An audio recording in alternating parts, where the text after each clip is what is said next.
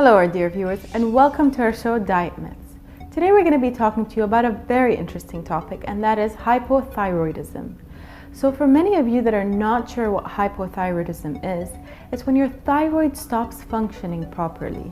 And usually the symptoms of hypothyroidism don't come along right away, so you don't feel it right away unless you're getting a blood test and you see that your thyroid is not functioning. But otherwise, once it's in your body for a long time and you've had this symptoms or this disease for a long time, what happens is you start putting on weight, you start feeling tired, and no matter how much sleep you get, you're just not as energized. And of course, those symptoms are very similar to many other, deficiencies. So you're not going to be able to pinpoint it to hypothyroidism right away, but definitely a blood test will be able to tell whether or not you have it. Is your thyroid killing you and you don't even know it? Do you even know what the thyroid is? And how important it is to the body? The thyroid is the butterfly-shaped gland that sits just below the Adam's apple. It is important because it plays a role in the body's growth and metabolism. The thyroid produces the hormones needed when the body needs more energy.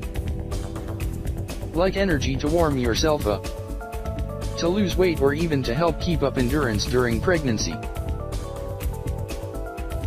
The thyroid helps to regulate many body functions by releasing hormones into the bloodstream.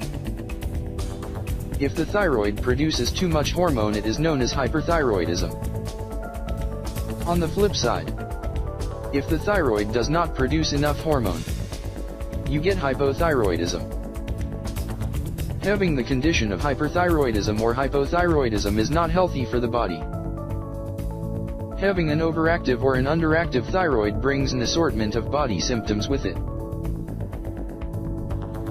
Symptoms such as brain fog, fatigue, depression, hair loss, or sweats are the most common. But the dreaded weight control is the one issue that gets the most attention. Doctors will give you drugs to help balance the thyroid. However, this solution does not really address the real root of the problem.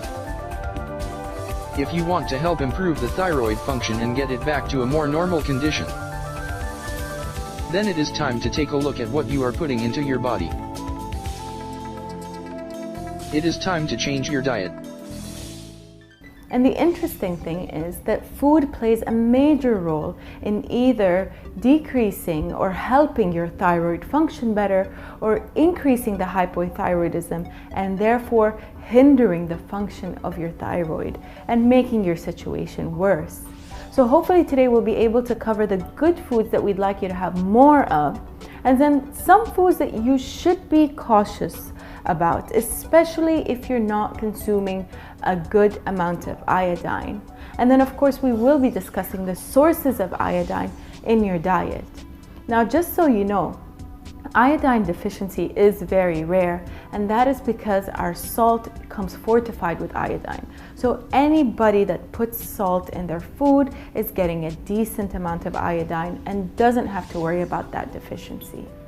But if you do have hypothyroidism or know anyone that does, stay tuned because we have some interesting facts coming up.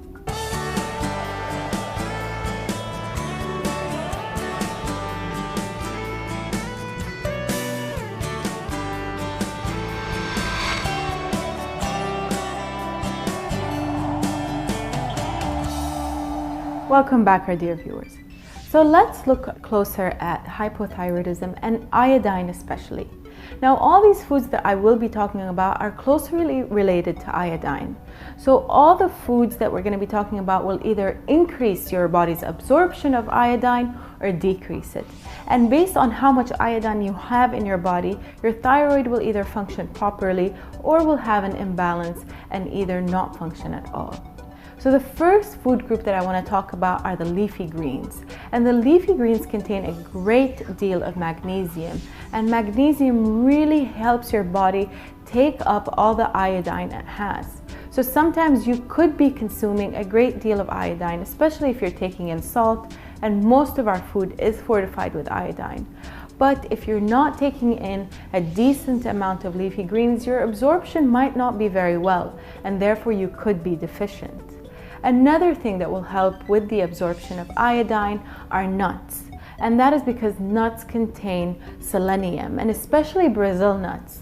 So with research, we found that having 3 to 4 Brazil nuts a day can actually give you the selenium needs you need for an entire day. So you don't really need to eat that much to get what your body needs. And again, what selenium and magnesium both do is that they enhance the absorption of iodine in your body. Therefore, you're absorbing more. And of course, when you're thinking of something like iodine, which is very salty, you're always thinking of seafood. So things like kelp and seaweed, as well as fish, are very rich sources of iodine that you can have to avoid having that deficiency. And once you have enough iodine, then you really don't have to worry about foods hindering your hypothyroidism. Stay tuned, because we're going to talk about foods that you should be avoiding if you are deficient in iodine.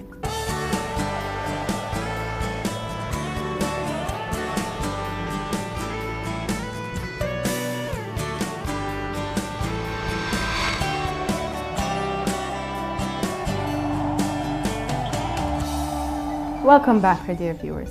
So let's take a look at foods that could actually hinder the absorption of iodine in your body. And now the first one I'm sure you've heard of as the greatest superfood, and it was the superfood of 2015. But if you are iodine deficient or are not getting enough iodine, then definitely stay away from kale. Now I'm sure all of you are thinking kale is that great superfood, but once kale is eaten raw and not cooked, it could actually decrease the absorption of iodine and therefore worsening your case of hypothyroidism. So it's very important for people that are using kale in green juices or using kale in salads, and cabbage, of course, and broccoli fall into that, family group of kale. So it's very important for you to have them cooked if you're not sure whether or not you have an iodine deficiency, and definitely do not consume them raw every day because they could make that situation worse. Now, another group of foods that could worsen the absorption of iodine are soy products.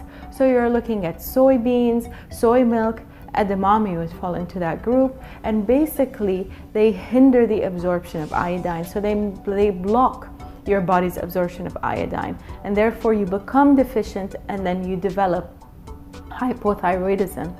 So with these two, you just need to make sure you're getting enough salt, and table salt works best. Now, rock salt or natural salt has not been fortified with iodine, therefore it doesn't work all the time.